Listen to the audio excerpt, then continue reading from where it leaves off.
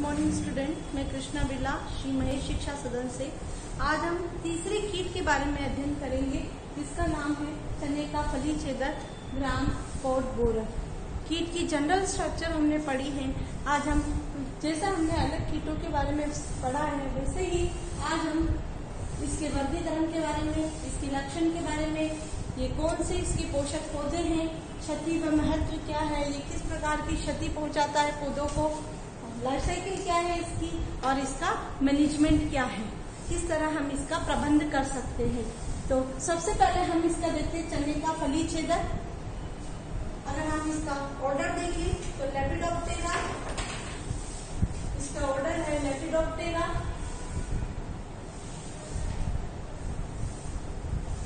और इसकी फैमिली है नोक्टिट्यूडीज।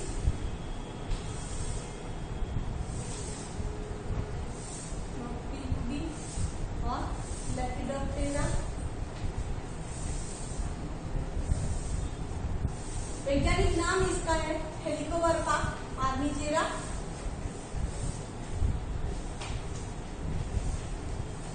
बहुत बार इसका नाम पूछते हैं तो आपको ये याद रखना है इसका।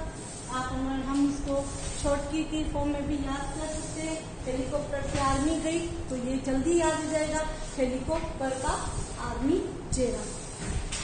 नेक्स्ट आता है और हम ये जानते ही हैं कि ये कौन से संघ से रिलेटेड है, तो ये आर्थ्रोपोडा से रिलेटेड है। इंसेक्टा इसकी क्लास है। ये एक पॉलीफेगस होता है, पॉलीफेगस इंसेक्ट है। पॉलीफेगस का मीन्स होता है सर्वव्यापी, सब जगह पाया जाने वाला और सभी चीजों को खाने वाला कीट है। ठीक है, बहुत विनाशकारी है। अमेरिका में इसने जो कॉटन की जो फसल थी उस पर सबसे ज्यादा नुकसान किया, इसीलिए हम इसको कॉटन बॉलवर्म के नाम से भी कहते हैं। क्या कहते हैं? Cotton bollworm. ठीक है, कपास का बॉलवर्म भी इसे हम कहते हैं। अब आते हैं इसके कैरेक्टर्स। ये एक स्टाउट है। इंसेक्ट जो है वो क्या होता है, अच्छा पूरा प्रौढ़ है। इंसेक्ट जो है मोस्टली अगर इसका कलर देखें तो लाल कलर का होता है, लाल भूरे कलर का होता है।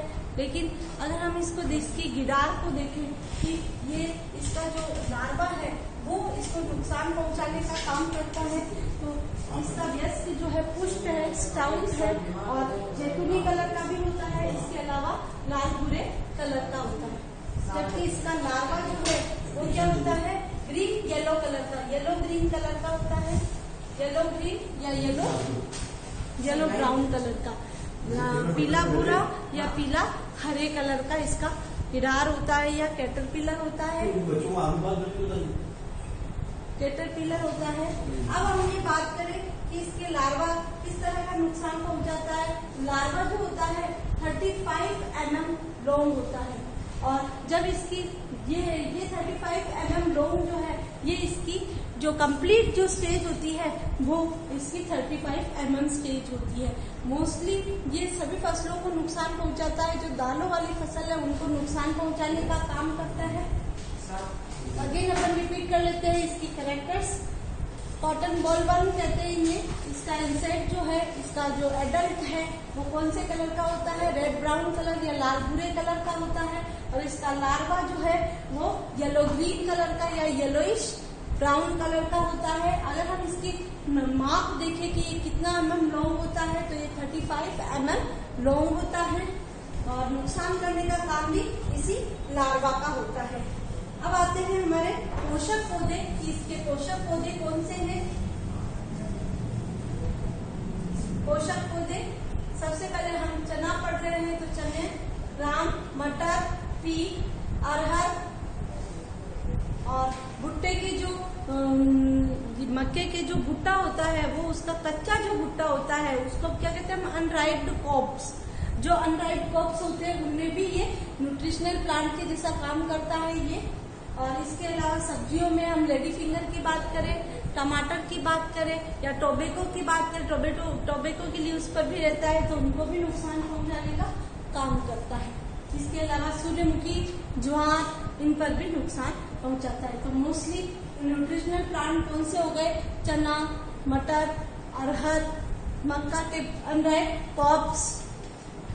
फिर इसके बाद आया लेडी फिंगर, सूर्यमुखी, टमाटर, टोबैको, ये सारे इसके न्यूट्रिशनल प्लांट हो गए। अब आते हैं डैमेज एंड इम्पोर्टेंस। डैमेज किस पार्ट को डैमेज करता है? तो इसका जो लार्वा होता है, जब लार्वा इनिशियल स्टेज में होता है, प्रारंभिक अवस्था में होता है, तो ये क्या होता है, इसके कोमल भाग को नुकसान पहुंचाता है। इसकी छोटी छोटी पत्तियों को, आयर करने के छोटे छोटे पार्ट को, जो इसके कोमल भाग है उनको खाकर नुकसान पहुंचाता है। लेकिन जैसे जैसे ये बड़ा होता जाता है, ये क्या करता है, इसकी पुष्प को, इसकी कलियों को भी नुकसान पहुंचा और धीरे धीरे इनकी फलियों के अंदर घुस जाता है और फलियों के अंदर घुसकर उसके पूरे दाने को खत्म कर देता है और पूरे दाने को खा जाता है। अगर हम इसकी देखें कि टमाटर में ये किस प्रकार की क्षति पहुंचाता है, तो टमाटर के अंदर घुसकर ये उसके पूरे गुदे को समाप्त कर देता है। और हम अगर इसकी हानि देखें कि टमाटर की फसल में इसकी कितनी हानि हो सकती है, तो 30 से 50-60% तक इसकी हानि, इस फसल को हानि पहुंचाने का काम करता है। Again repeat, damage in importance mostly damage करता है जब ये इनिशियल स्टेज में होता है, तो ये केवल पत्ती, जो कोमल पार्ट है, सॉफ्ट ऑर्गन्स है, उनको खाकर नष्ट करता है। और सॉफ्ट ऑर्गन्स कौन से होते हैं, या तो उनकी पत्तियां हो या तने की छोटी छोटी टहनियां हो, उनको खाकर नष्ट करने का काम करता है। लेकिन जब ये एकदम डेवलप हो जाता है, पूरा परिपक्व हो जाता है, तो उस कंडीशन में ये इनको नहीं खाके क्या खाता है, फली के अंदर घुस जाता है और पूरे पॉड को, जो अंदर फल है, उसका दाना है, उस दाने को खा जाता है। इसमें ये आधा इसके शरीर के बाहर रहता है और आधा अंदर रहता है। ठीक है, फिर आती है इसकी लाइफ साइकिल। किस तरह की लाइफ साइकिल डेवलप करता है, तो सबसे पहले हम जब लाइफ साइकिल की बात करते हैं तो हम जानते हैं मेल और female both are different in insect. तो यहाँ पर भी मेल और फीमेल कांटेक्ट में आते हैं सबसे पहले, और फीमेल जो है वो एग ले करती है। ठीक है, फीमेल अंडे देती है। अंडे जो है, अभी तक हमने पढ़ा था कि जितने भी हमने इंसेक्ट पढ़े थे उसमें अंडे कहाँ ग्रुप में दिए जा रहे थे। यहाँ अंडे ग्रुप में नहीं दिए जाकर कहाँ दिए जाते हैं, यहाँ अंडे अलग अलग जगहों पर दिए जाते हैं। अगर हम देखें, ठीक है, तो फीमेल एक करती है और कहाँ करती है, अलग अलग करती है, समूह में नहीं करते, ग्रुप में नहीं करके उन्हें अलग अलग एक ले करती है। उसके बाद हम ये देखें कि एक मादा जो है कितने अंडे दे सकती है, तो 500 से 1000 अंडे दे अपने जीवन काल के अंदर दे सकती है। 500 से 1000 अंडे अपने जीवन काल में। पत्तियों, सबसे पहले अंडे कहाँ दिए जाते हैं, पत्तियों के ऊपर दिए जाते हैं। पत्तियों के ऊपर देने के बाद अंडे से 2 से 5 दिन के अंदर, 2 से 4 दिन के अंदर अंडों से क्या निकल जाते हैं, लार्वे निकलने लग जाते हैं।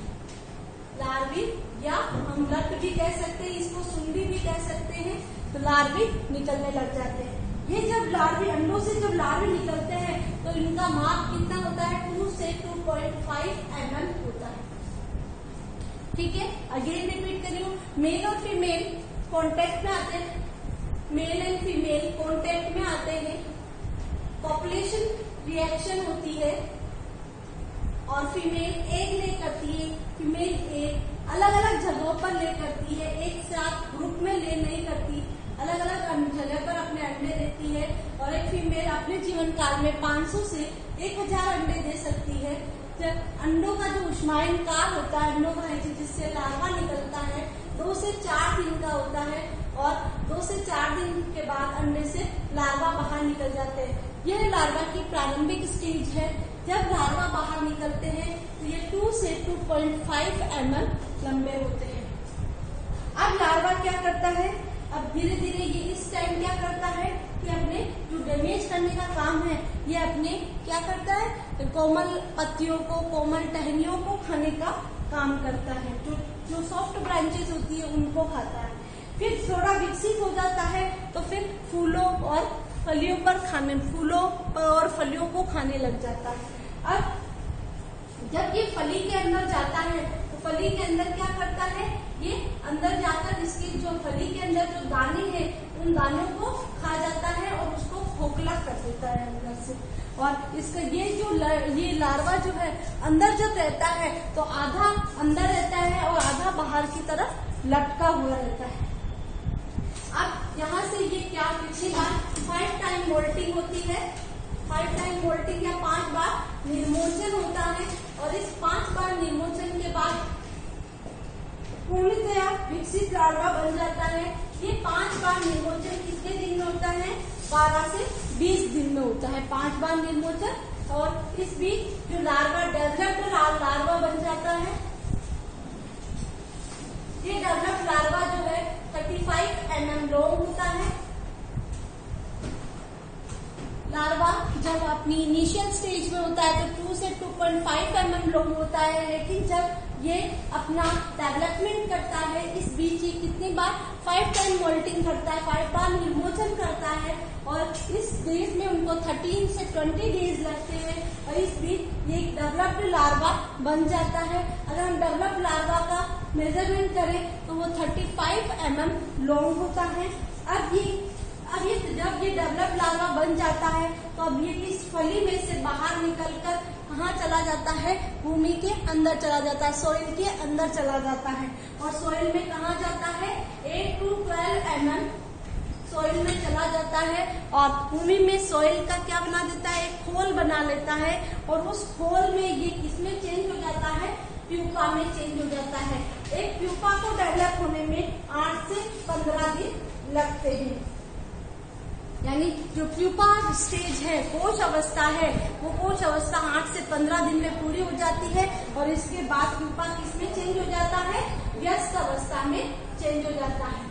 देन अगेन अगर हम ये कहें कि ये कब ज्यादा एक्टिव रहता है तो नवंबर से ये ज्यादा एक्टिव रहता है। नवंबर महीने में ये ज्यादा एक्टिव, वैसे ये पूरे साल एक्टिव रहता है, लेकिन फसल को नुकसान पहुंचाने जैसे चने का फली छेदक है तो ये नवंबर में ज्यादा एक्टिव होता है। अगेन रिपीट कर देते हैं, life cycle male and female contact में आते हैं, पॉपुलेशन पीरियड होता है, फीमेल एग ले करती है, अलग अलग स्थानों पर एग ले करती है और अगर अपने लाइफ टाइम में देखें कि पूरे लाइफ टाइम में कितने एग ले करती है तो 500 से 1000 एग ले करती है।